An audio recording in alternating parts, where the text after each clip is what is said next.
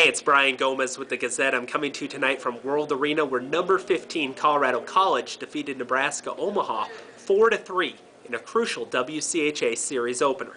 The Tigers remained in 4th place in the WCHA, still 5 points behind first place Minnesota, but they now have a 4-point cushion on home ice for the first round of the WCHA playoffs, and they climbed 2 spots from 20th to 18th in the pairwise rankings used to determine the 16 NCAA tournament qualifiers. So they're still on the outside looking in, but they're in a much better position than they were when the night started.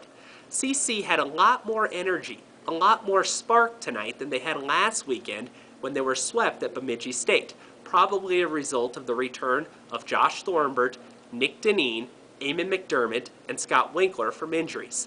Thornbert wasn't his sharpest. He made 22 saves, he gave up 2 power play goals, but when he had to make a save, when he had to come through, he did. Deneen scored on the power play, Alexander Krushelinski scored, and CC got goals from Jaden and Rylan Schwartz. Rylan marking his 100th career point as a Tiger. CC led 2-0 in the first, 3-1 in the second. Nebraska-Omaha tied the game 3-3 in the third, and then CC quickly responded with a goal from Jaden Schwartz for a 4-3 lead that ended up holding and being the game winner. The controversy in this game, though, coming with less than 3 minutes left, when Nebraska-Omaha appeared to tie the game 4-4 on a goal by Dominic Zombo that was ultimately disallowed. Zombo put in a puck on a shot from Terry Broadhurst. He was in the slot, the puck hit his skate, redirected past Thornbert. They counted the goal, they did a review for about a minute or so, then disallowed the goal, saying that Zombo kicked in the puck. You're not allowed to turn your skate. If the puck would have just hit his skate and gone in, it would have counted.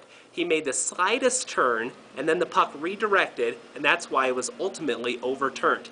It was a very, very technical call by the officials, a call that could have gone either way, a call that ultimately ended up keeping CC in the lead and helping them win the game.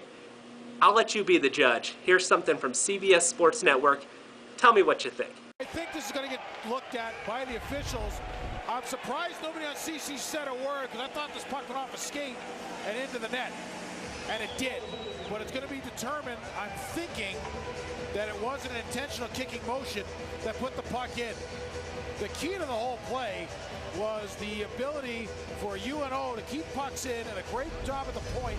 Instead of trying to force the play to the net, it was Dominic Zombo. You have to send it down low and continue the play going. And as the play continued along, remember we talked about early in the game, extending plays. UNO's defense has been so good at the blue line, extending plays. This is a great example of what we're talking about. And then just a simple centering pass to the net, goes off a skate in, and it's up to the referees to determine whether or not they thought that Dominic Zombo kicked it in intentionally, or the puck just went off his skates and into the net. He's going to the front of the net. He makes no distinct kicking motion whatsoever. I don't think he did either. I think that's a good goal. It would be Dominic Zombo's first NCAA point. Are you kidding me? 2:46 remaining in regulation on the road. If it stands. The bottom line to me was the great play at the point. Instead of trying to force a shot through, it was a simple play. The defenseman took the puck, moved it back down low along the wall to get a battle going. No goal!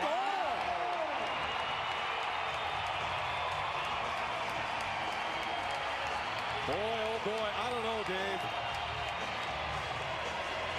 I did a little bit of research after the game, and NCAA rules state that a player cannot score a goal when he exhibits a distinct kicking motion. A distinct kicking motion defined as a player moving his skate toward the goal line.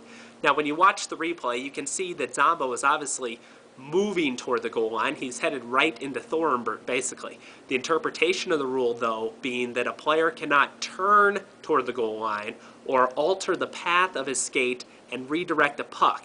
Now, I've watched the replay about a dozen times, and I still find trouble in saying he clearly did or did not. I think, like I said, it's a call that could have gone either way. I don't think that Scott Owens would have an argument if the goal would have stood. I don't think that Dean Blaze should have an argument because the goal was disallowed. It's such a technical call by Don Adam and Tim Walsh, the referees tonight, and I'm honestly kind of surprised that they didn't spend more time looking at it. There's been a lot of things that have been reviewed that don't seem quite as technical as this, and you'll see a review that lasts 2 to 3 minutes. They were actually in there and out of there pretty quick. It's a goal that probably would not have been overturned in the NHL, but it's a goal that stood tonight, and Scott Owens and Ryland Schwartz sure are thankful for it. It sounded as if he, the turning of the foot turns it into somewhat of a kicking motion. Yeah, I thought either way. I didn't know because I didn't see it, but that's just what I had heard. They kept coming back, had the leads, and I think about 2 or 3 of them, and they came back on all of them, but that final one was big for us.